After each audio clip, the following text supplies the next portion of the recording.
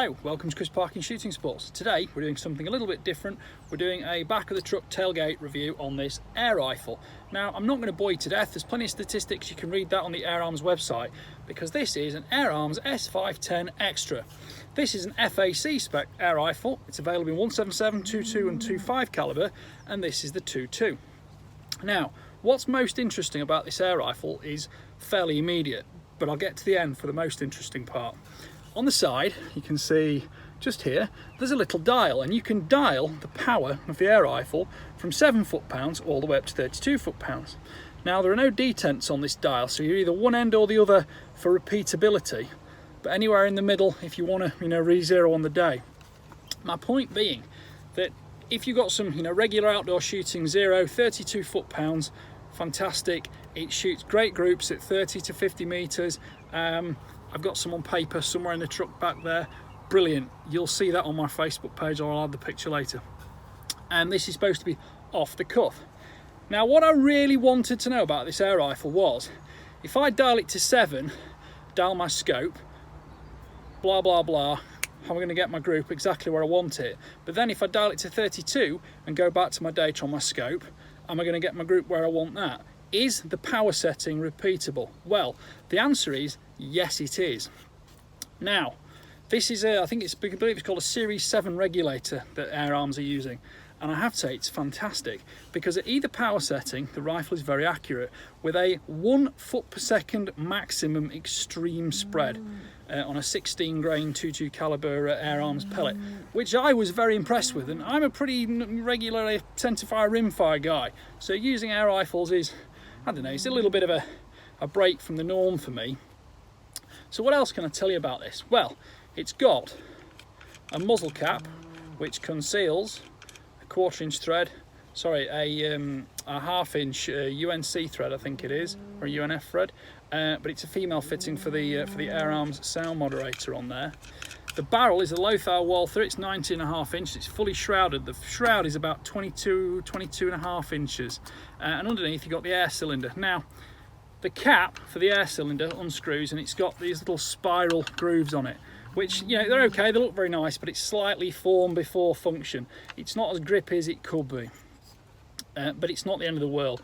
That comes off, and you've got a bayonet fitting for the air fill. It's a 200 bar fill. You can probably see that about there. I would say be cautious, because there's an aluminium fitting, like a figure of 8 fitting here, which attaches the barrel shroud and receiver, so the air cylinder together. You don't want to twist everything too hard, make sure everything's tight. If you do, it holds zero perfectly, but if you start hauling around on this, you can actually slightly displace it, and you end up with the barrel looking slightly wonky. But tighten it down, treat it gently, it's fine. What else can I tell you? Well, it's this rifle is clear. It's side lever cocking. The magazine slots out, it's 10 rounds. There's like a little claw pops out and spins the magazine for each of the 10 shots. It's okay, but there's no detent holding that magazine in.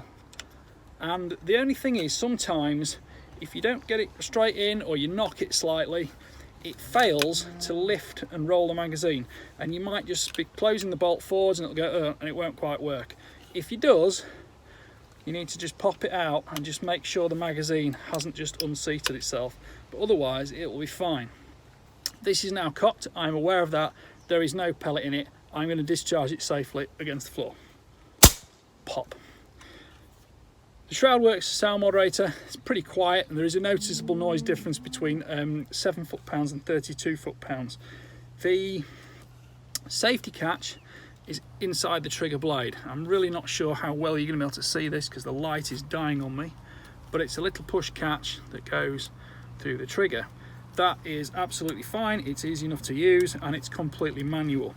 Trigger is a 2-stage unit. It's about a 300 gram first stage and a 550 gram second stage. It's fully adjustable, and you can access it all through the slots here, Allen keys into the trigger. There is a tractor coming. I believe this is called a manometer, which sounds a bit odd, but pressure gauge tells you where your fill is, this, that and the other. I think I said it before, you get about 55 shots at 32 foot-pounds off a 200 bar fill. So getting back to the point, this is the basic model. It's 950 quid, beach stock. It's got checkering, it's got machine applied checkering on the forend underside, and on the grip. The reach to the trigger blade is superb. It's about 80-85 millimeters from the sort of throw to the grip here, which means you get very nice control of the trigger, and the trigger is beautiful. The main point of the reason for me reviewing this rifle and doing a little bit to video about it is the fact that I think air rifles like this, with quality triggers and quality stock dimensions, slightly embarrass some firearms manufacturers because they're just better. Now, I know on a rifle, centre fire or rimfire, you've got it up, back, forwards, down, you've got a bolt. You've got a bolt reciprocating backwards and forwards here. But here's the thing, right? There's plenty of rifles where there's a massive gap between the bolt, you know, the bolt's underside and the sear for the firing pin, and the stock itself, which to me seems like wasted space. And air rifle manufacturers don't waste the space. Okay, they've got a little bit more space, but they don't waste any of it. And you end up with a rifle that points beautifully with a nice head position, and it's a slim comb on it, so it's not displacing your jaw. It locks under your cheekbone. Length of pull on this is 14¼ inches, which is 363 millimeters. Suits me perfectly. It's a beach stock, so if you really want to, you can put space on, or if you really want to, you could cut it shorter. But it's better to start with it a bit long and chop it shorter than the other way around. Recoil pad.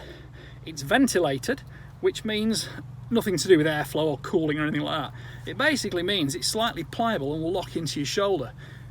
It's a very nice sort of texture to it, and it's got ribs on it so it grips in position. It's not one of these awful, horrible, spongy Magnum recoil reducing recoil pads, which are frankly horrible because on a centerfire you can't get the feel for it when you're loading your bipod. Speaking of bipods, there are no sling studs on this, which is a slight shame. It's not a huge job to add them. They probably cost you 3 or 4 quid. Drill a hole, screw them in, don't do it too tight, don't crack the stock, job done. This is the beach stock. You can have it in walnut, you can have it in thumb hole, you can have it in left-handed. I think they might even make a laminate, not sure. They also do a lightweight version. But you know, check out the Air Arms website, because do you know what? It's made in England, and I think it's a really, really nice air rifle. So go for it. If you let me dig around here, I might even find some of the targets. That is at 30 meters, 2-2, and it was quite a breezy day.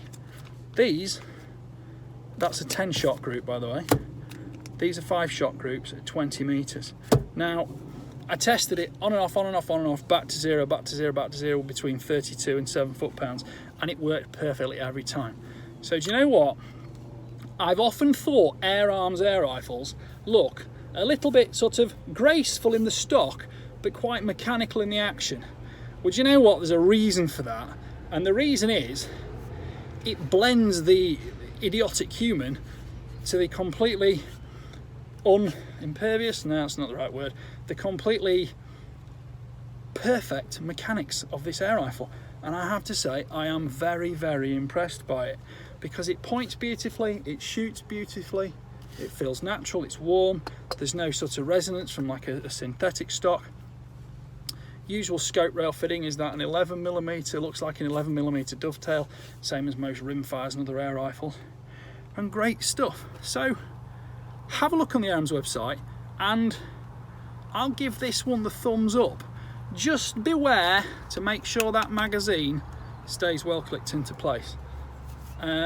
Also beware you keep that from going loose or moving. Other than that, cracking piece of kit. Just put some studs in it, Air Arms, that's all I would say. Bye for now.